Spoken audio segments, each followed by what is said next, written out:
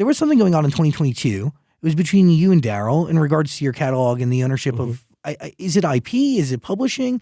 What were you guys getting into? What was actually at stake? Well, look, I mean, Daryl and I have amicably agreed to separate our business interests.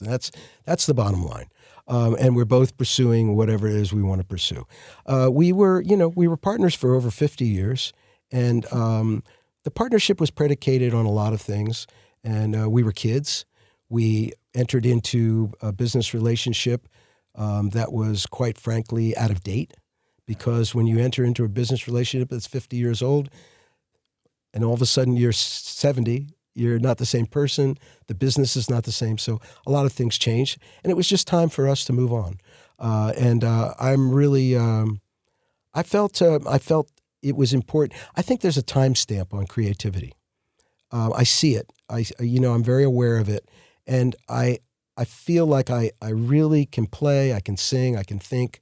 I can still travel, and there, but for fortune, go you or I. I don't want to rely on a whole bunch of cliches, but you just pull the wrong card out of the deck and the house of cards collapses. So I wanted to make sure that I could at least see through my creative life in a way that was completely unencumbered and complete 100% authentic to who I am right now. That is vitally important, right? And yes. A part of that is getting your affairs in order, right? Yeah. All those things. Owning things that are yes. timeless assets and pieces yes. of IP that, I mean, when both of you are gone, probably 100 years, 200 years, these songs will probably still be in existence, generating revenue, helping push culture forward. Well, I have a wife and a son to think about. I have a legacy to think about and that I'm proud of and I want to protect.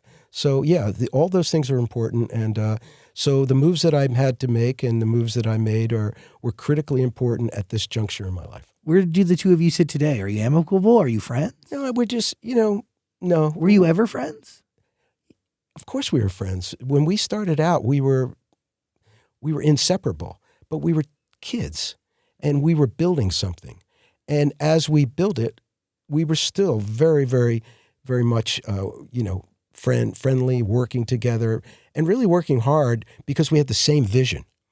But as time went on, as we both got older and our life experiences changed, our relationships changed, then we started to just not have the same goals anymore.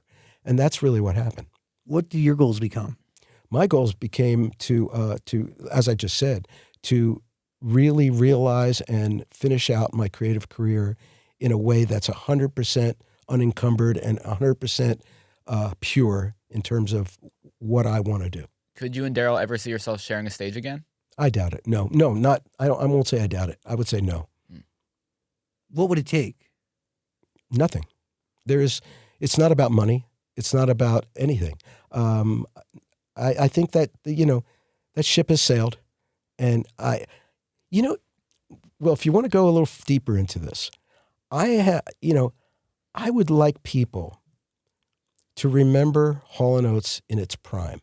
I would like people to remember Daryl and myself in our prime when we were singing at our best, we were writing at our best, producing at our best. That's Hall Oates to me. A redo of that or trying to revitalize that is impossible. And not to disparage older artists who still want to, want a piece of the, of the spotlight and stay in the spotlight. There comes a time when you're just not yourself anymore. You're not on your game the way you were. I'd rather have people remember the music.